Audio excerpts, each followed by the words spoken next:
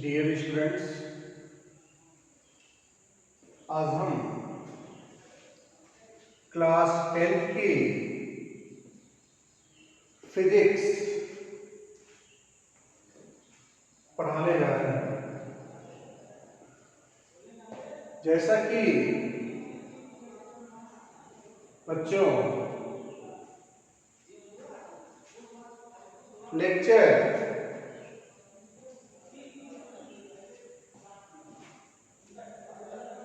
के विभिन्न ऑपरेशनों में हम रिफ्रैक्शन ऑफ लाइट के बारे में आप सभी को हमने अवगत कराया था। लास्ट 2 लेक्चरों में हमने ये बताया था कि जब प्रकाश रेयर मीडियम से डेंसर मीडियम में प्रवेश करता है तब वह अभिलंब की ओर झुक जाता है, और जब प्रकाश सघन माध्यम से विरल माध्यम में प्रवेश करता है तब वह अभिलंब से दूर चला जाता है। अब इसके आगे हम बताने जा रहे हैं कि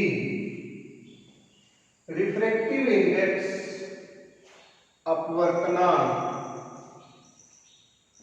का माध्यमों के रिस्पेक्ट में इनके बीच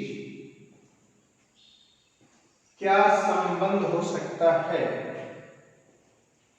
और इनको कैसे पढ़ा जाता है। तो आज की हेडिंग है बेटा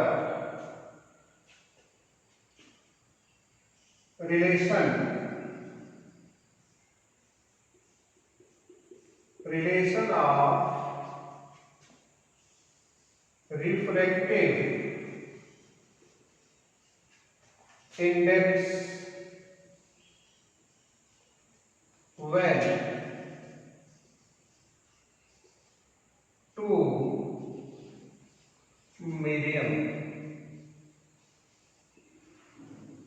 when two medium ये हेडिंग है बेटा।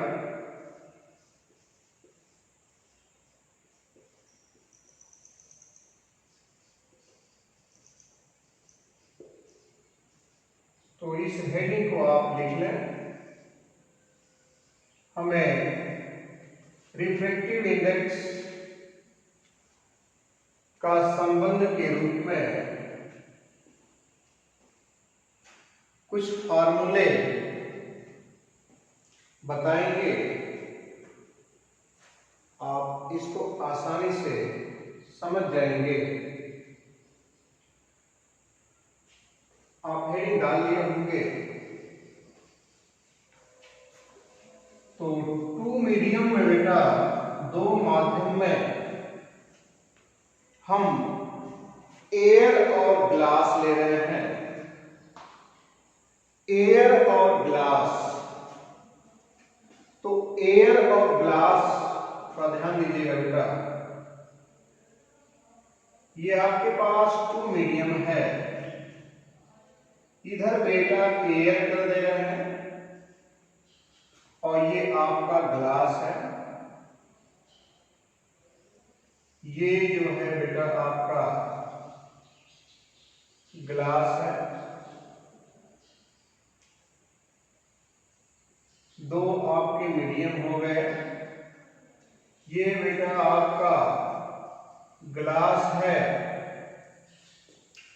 ग्लास के इधर भी आपका एयर है। कहने का मतलब आप समझ लीजिए ऐसे, ये ग्लास का स्लैब है, गुटका है बेटा, ये ग्लास का कांच का एक टुकड़ा है। इस कांच के ऊपर भी हवा है, एयर है, इस कांच के नीचे भी आपकी एयर है। तो यहाँ आपका दो माध्यम हुआ, इधर भी एयर है, इधर भी एयर है, तो इसको एक ही मीडियम समझेंगे बेटा। और ये आपका ग्लास है, शीशा है, कांच है, तो एक मीडियम एक माध्यम आपका ये हो गया। फिर से आप देखें, यहाँ पर हम दो माध्यम की चर्चा करेंगे बेटा। यहाँ पे दो माध्यम हमने लिया है, तो दो माध्यम में हमने एयर लिया है और ग्लास लिया है। तो एयर और ग्लास आपके दो माध्यम हो गए। तो दो माध्यम में आप इस तरह समझ लें, ये आपका सपोज दैट, मान लीजिए बेटा ये आपका ग्लास है, ग्लास का टुकड़ा है, कांच है, कांच का टुकड़ा है, स्लैब है, गुटका है।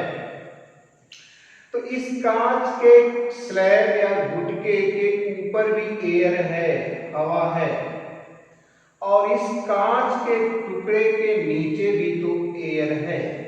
तो ऊपर भी एयर है बेटा, इसके नीचे भी एयर है। तो एयर और एयर दोनों एक ही बात है, तो इसको एक माध्यम समझिएगा, वन मीडियम समझिएगा बेटा।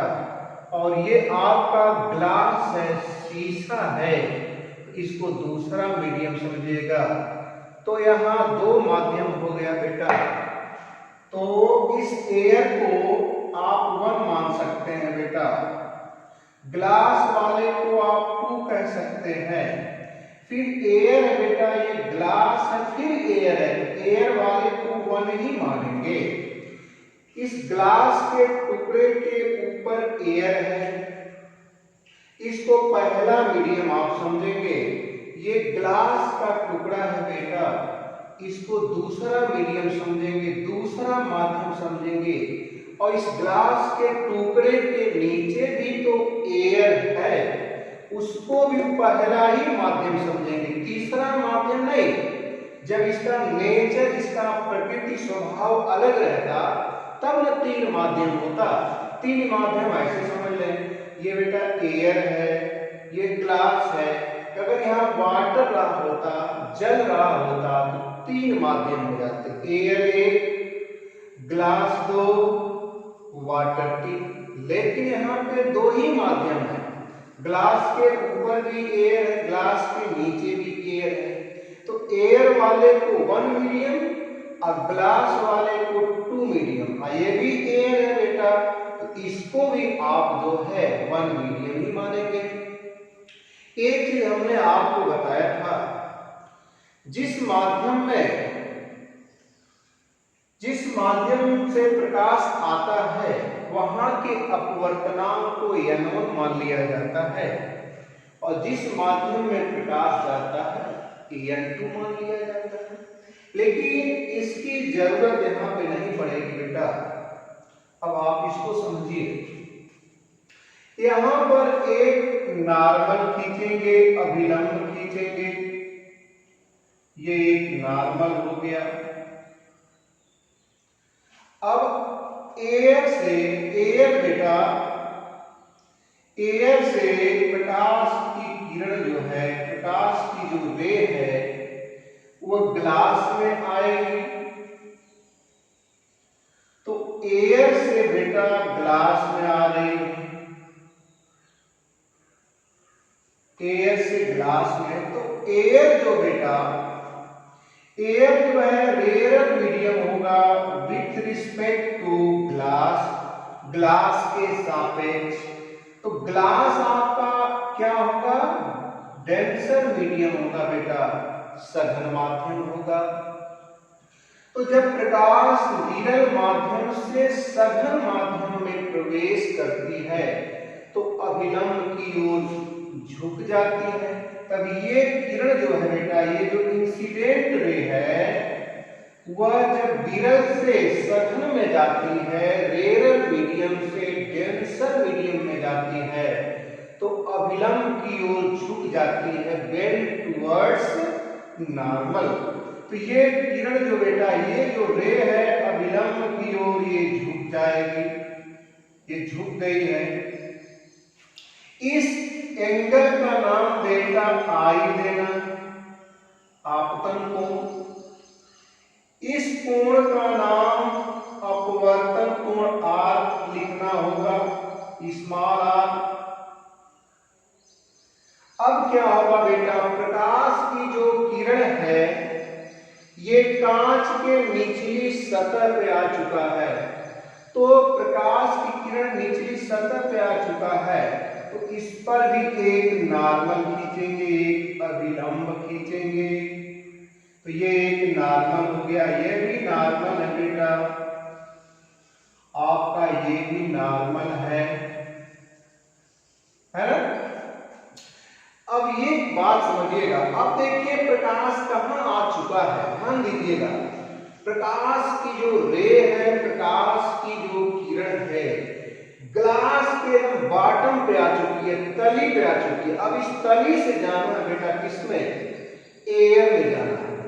तो ग्लास के तली से यानी निचले सतह से, कांच के निचले सतह से इस किरण को, प्रकाश की किरण को पार करके एयर में जाना है। तो बता सकते हैं कि ये जब ग्लास डेंसर मीडियम है तो एयर क्या है, उसके रिस्पेक्ट में, उसके सापेक्ष रेयर मीडियम होगा। तो अब प्रकाश जो कांच से बेटा, एक कांच से अब एयर में जाएगी, तो जब कांच से आपका हवा या वायु में जाएगी, यानी डेंसर मीडियम से रेयर मीडियम में जाएगी, तो अभिलंब से दूर चली जाएगी। तो अभिलंब से दूर चली जाएगी, ऐसे निकल जाएगी। और एक चीज और समझिएगा बेटा, जितने कोण पर प्रकाश की किरण आती है, किसी पृष्ठ पे पड़ती है, तो उस पृष्ठ से जब निकलती है तो उतने ही कोण का, उतना ही कोण बना करके निकलती है। अगर बेटा यहाँ 30 अंश के कोण पर इस ग्लास में प्रवेश की है, तो जब वो निकलेगी ग्लास से, शीशा से जब निकलेगी बेटा, तो 30 ही अंश के कोण पे निकलेगी। फिर से देखें, अगर ये 45 अंश के कोण पर प्रकाश की किरण जो है ग्लास में प्रवेश की, और जब ग्लास से निकलेगी, शीशा से निकलेगी बेटा, तो जितने कोण पे वो आई थी उतने ही कोण पे निकल जाएगी। अगर 45 के कोण पर आई थी तो 45 अंश के कोण पर निकल जाएगी। तो बता सकते हैं कि ये कोण कितना होगा। अगर ये आई कोण है बेटा, तो यह भी आई होगा।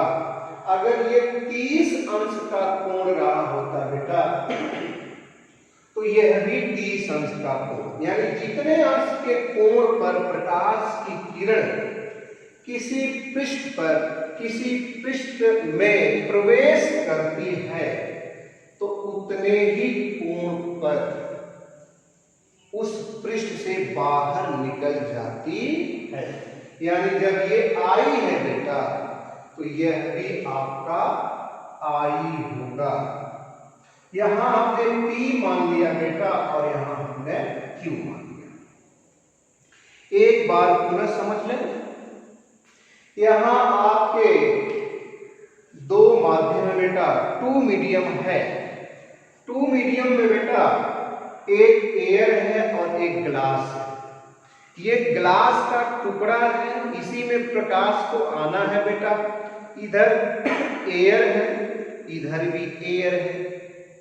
तो इस एयर और इस एयर को एक ही माध्यम समझिएगा, और ये जो ग्लास है, जो ये कांच का टुकड़ा है बेटा, इसको दूसरा माध्यम समझिए। तो एयर और ग्लास में एयर जो होगा वो विरल माध्यम होगा, और ग्लास जो होगा वह सघन माध्यम। अब प्रकाश जो है विरल माध्यम से सघन माध्यम में प्रवेश कर रही है।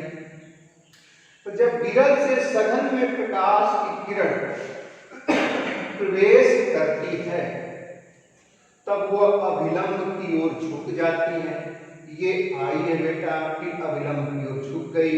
अब प्रकाश की किरण यहाँ पे आ चुकी है क्यू पर, यानी कांच के निचली सतह पर आ चुकी है। तो अब प्रकाश बेटा डेंसर मीडियम से रेरर मीडियम में जाएगी, अर्थात सघन माध्यम से विरल माध्यम में जाएगी। तो जब प्रकाश की किरण सघन माध्यम से विरल माध्यम में प्रवेश करेगी तो अभिलंब से दूर चली जाएगी। देखिए यहाँ से अभिलंब से क्या होगा, ये अभिलंब से दूर चली गई है।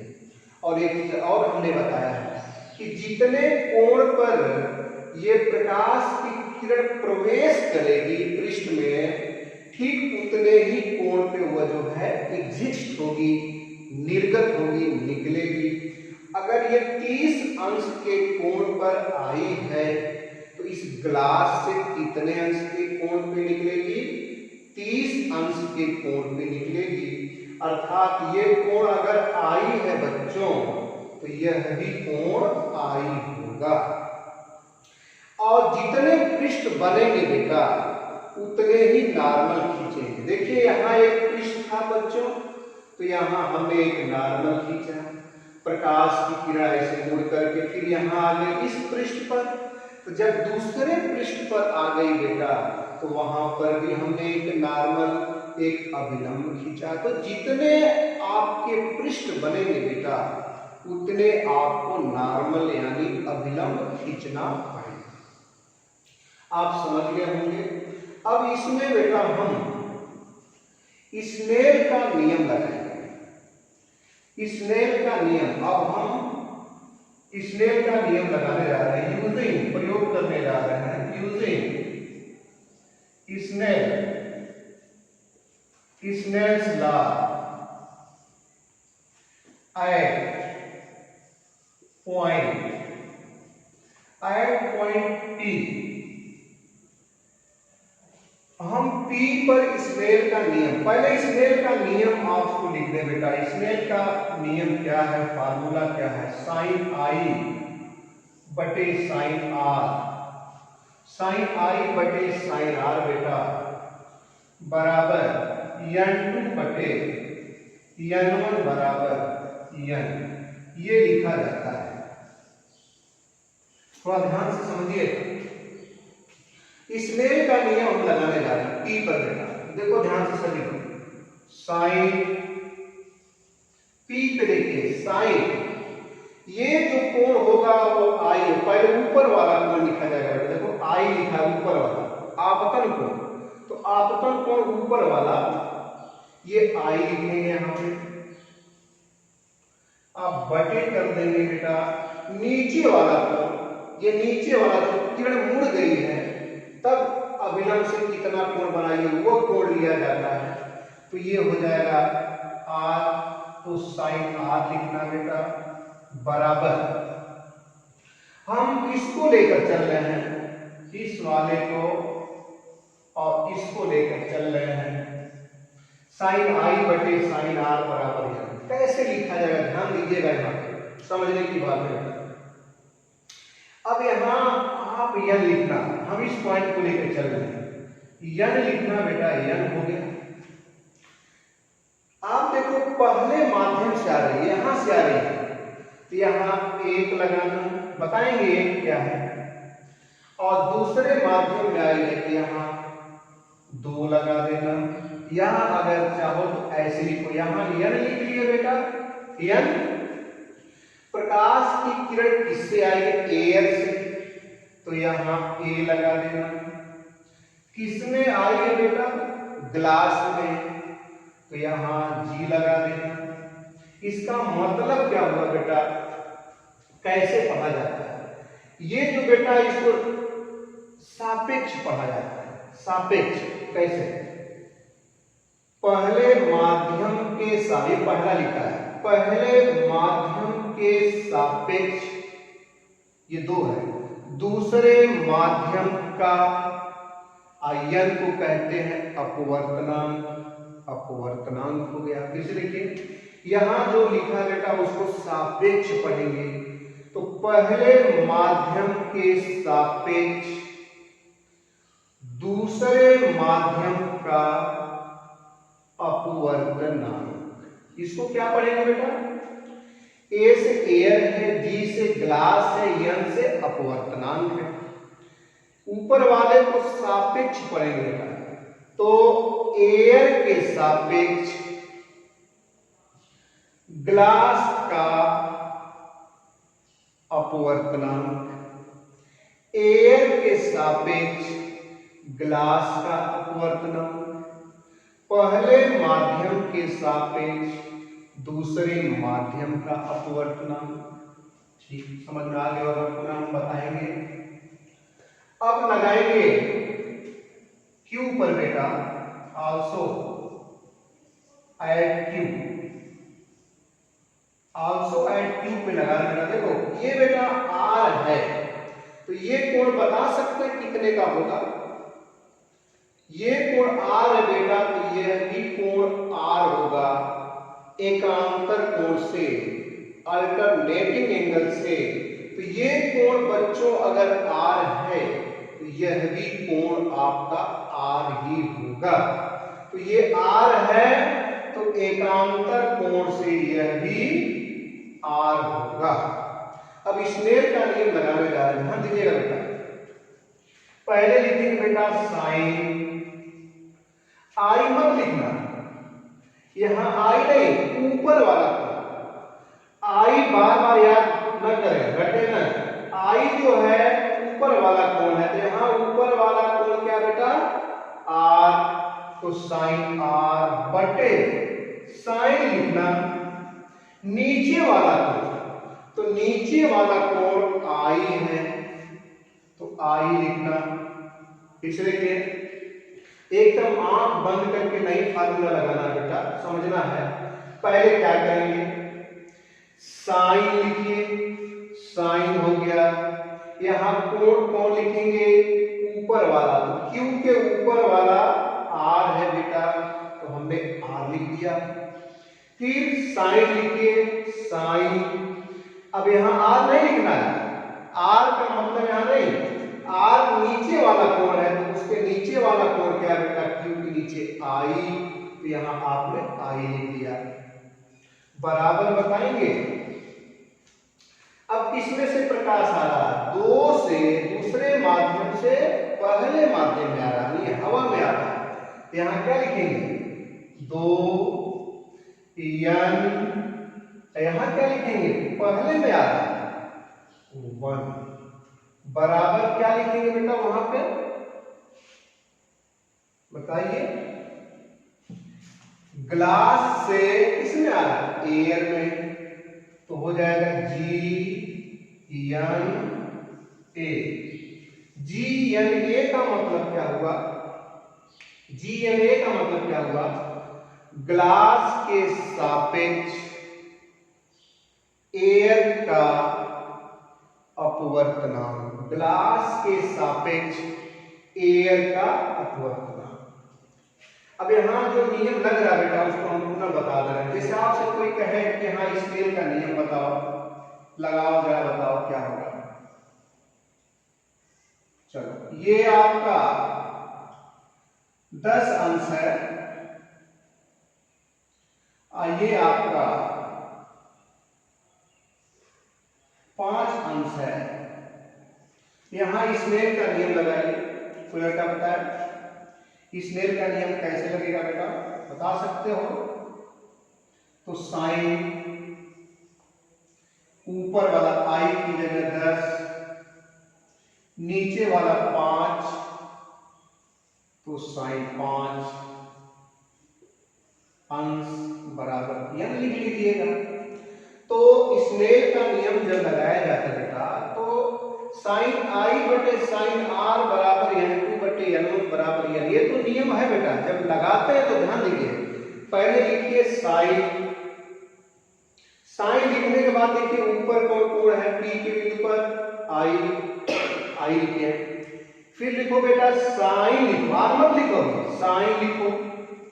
इसके नीचे वाला कोण देखो बेटा आर, आर लिख दिए साइन आर, बराबर यहां यन लिखा हुआ बेटा, इसी को लेकर हम चल रहे हैं, यन लिखा हुआ है। तो ये हमने कैसे लिखा है, प्रकाश किससे आ रहा है, एक से, पहले माध्यम से, किसमें आया, दूसरे माध्यम में। तो यहाँ ऊपर एक लगा देंगे और यहाँ दो लगा देंगे, या बराबर लिख देंगे। किससे आया है, एयर से आया है, किसमें आया है, ग्लास में। तो यहाँ एयर लिख देंगे, यहाँ ग्लास लिख देंगे, यहाँ एयर लिख देंगे बेटा। समझ में आ रहा होगा। इसका अर्थ हुआ बेटा एयर के सापेक्ष ग्लास का अपवर्त गुणांक। अब ये वाला क्यू पे हम लगा के दिखा रहे हैं आपको। क्यू पे ध्यान दीजिए, समझने वाली बात बेटा क्यू पे। तो जब क्यू पे बेटा स्नेल का रूल लगाओगे, ध्यान देना, तो स्नेल का रूल यही है बेटा। तो आप लिखोगे साइन, आप सिर्फ साइन लिखो। अब इस क्यू के ऊपर का कोण क्या है बेटा, आर, तो लिखोगे साइन आर। फिर क्या लिखोगे, साइन आर में लिखना है, केवल साइन। अब देखो क्यू के नीचे का कोण क्या बेटा, आई, तो इस आर की जगह आई लिखना। अब बराबर प्रकाश किसमें जा रहा है, किससे जा रहा है, ग्लास से एयर में, यानी दूसरे माध्यम से पहले माध्यम। तो यहां लिखना बेटा इसके रूप में, तो 2n1 बराबर ग्लास से एयर में, तो Gn(a), यानी ग्लास के सापेक्ष एयर का अपवर्तनांक। इसका मतलब दूसरे माध्यम के सापेक्ष पहले माध्यम का अपवर्तन। तो स्नेल का जब रूल लगाया जाता है बेटा, तो एकदम आंख बंद करके मत लगाओ साइन आई बटे साइन आर। अब देखो कि आई की जगह क्या है और आर की जगह क्या है। तो P की जगह जब लगाओगे बेटा, तो यहां देखो मैच कर रहा है, P की जगह लगाओगे तो आई की जगह आई है, आर की जगह आर है, ये सही लिखा हुआ है। और जब Q पे आओगे, बिंदु Q पे लगाओगे बेटा, तो यहाँ संभल के लगाना नहीं तो आपका विकेट गिर जाएगा। यहाँ संभल के लगाना होगा बेटा स्नेल का। तो साइन आई की जगह लिखिए, ऊपर की जगह आर, यहाँ आर, और आर की जगह क्या है, आर की जगह क्या है, आई, तो साइन आई हमने लिख दिया। समझ गए होंगे। अब हम इसके आगे चल रहे बेटा, अब मिटाने जा रहे हैं, फिर आगे बता रहे हैं। इतना आप लिखेंगे और फिर शेष यहां लिखने जा रहे हैं, उसी के आगे रिमेनिंग शेष। अब हम समीकरण 1 इंटू कर दे रहे हैं, समीकरण आपका 2, 1 और 2 में हम गुणा करने जा रहे हैं। एक देखिए आपका साइन आई बटे साइन आर है बेटा, बराबर दोनों हम लिख के दिखा रहे बेटा, 1 n2 या बोलिए गुणा करना है तो पहले गुणा कर लेते हैं। बाएं का गुणा कर लीजिए बेटा, बाएं तरफ का गुणा कर लीजिए। इसमें क्या है बाएं तरफ का बेटा, गुणे, बाएं तरफ का क्या है, साइन आर बटे साइन आई। अब दाहिने तरफ का चलना बेटा, दाहिने तरफ, पहले समीकरण के दाहिने तरफ ये लिखा होगा 1n2 गुणे, बोलिए इस वाले में क्या है 2n1, या बोलो बेटा, या बोलिए ANG गुणे बोलिए GNA, हमने लिख दिया। ये देखिए बच्चों कट गया, ये देखिए कैंसिल आउट हो गया, कट गया। यहाँ क्या मिला बेटा यहाँ सिर्फ 1 मिला, यहाँ बोलिए 1n2 और गुणे 2n1, ये हो गया। या बोल दीजिए, या क्या लिखें, यहाँ बेटा 1 लिखेंगे बराबर बोलिए ANG गुणे GNA, ये आपका संबंध आ गया बेटा। दो माध्यमों के बीच, रिफ्लेक्टिव इंडेक्स के बीच क्या संबंध आता है, इसको हमने आज बता दिया। ये इंपॉर्टेंट पॉइंट रही है बेटा। अब हम बता रहे हैं कि ANG क्या है बेटा और GNA क्या है। आप इतना लिख लिए होंगे, ANG क्या है, अभी लिख दे रहे हैं ANG क्या है। आप जल्दी नोट कर लें इसको, जल्दी नोट करें।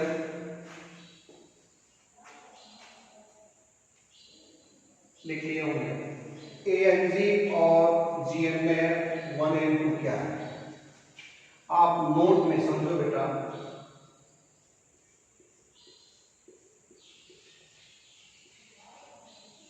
देखो बच्चों, ये जो है नोट में आप समझिए। बोलिए पहला पॉइंट क्या है, ANG का मतलब क्या बेटा, ANG रिफ्रैक्टिव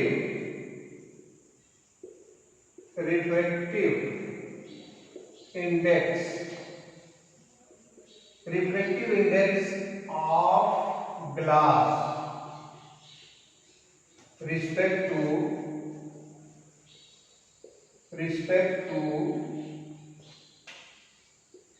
एयर।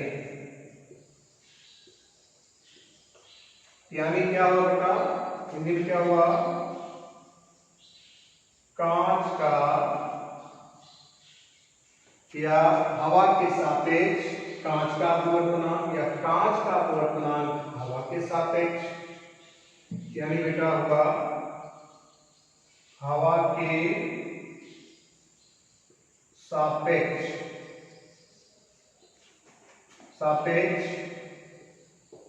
कांच का अपवर्तनांक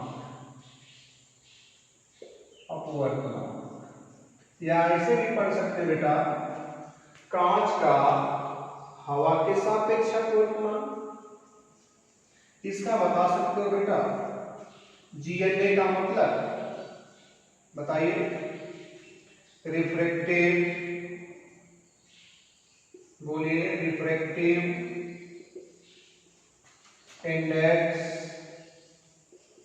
ऑफ किसका, एयर। हाँ एयर बेटा, और जो यहां रहता बेटा उसको रिस्पेक्ट सापेक्ष कहा जाता है। यहां जो रहेगा बेटा उसी के सापेक्ष कहा जाएगा, ऊपर वाला।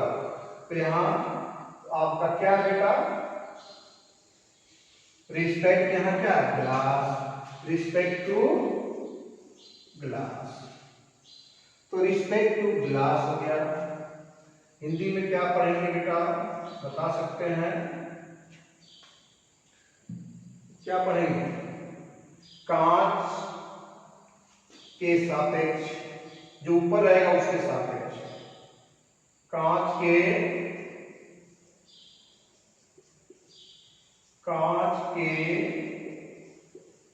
सापेक्ष, बोलिए हवा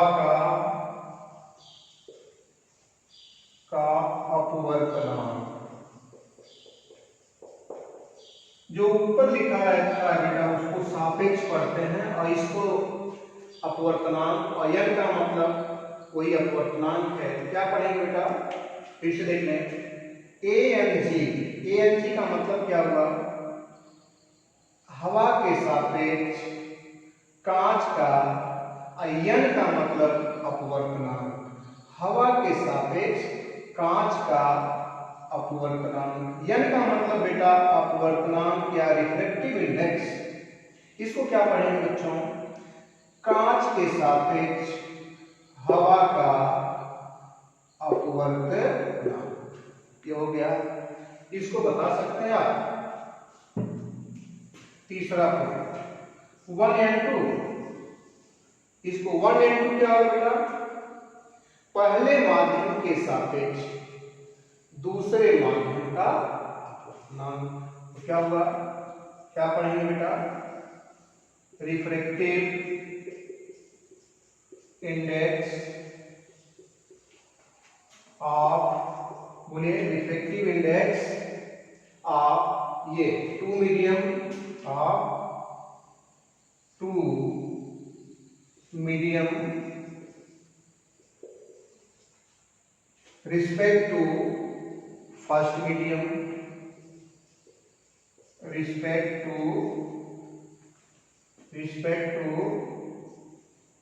फर्स्ट मीडियम, यानी पहले माध्यम के सापेक्ष दूसरे माध्यम का अपवर्तनांक, यानी हिंदी में क्या हो बेटा? पहले माध्यम के सापेक्ष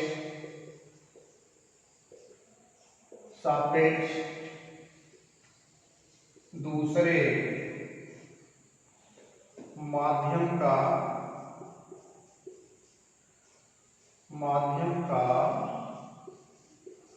अपवर्तनांक। आप समझ गए होंगे। ये सब लिखिए, जल्दी नोट करें। जल्दी नोट करें बेटा। किसको सापेक्ष लिखा जाता है?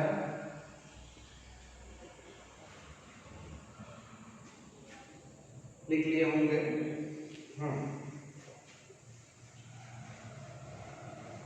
अगला नोट देखिए, स्नेल का नियम कैसे लगाया जाएगा बेटा? आपको कहे कि स्नेल का रूल लगाइए। ये बेटा आपका हो गया।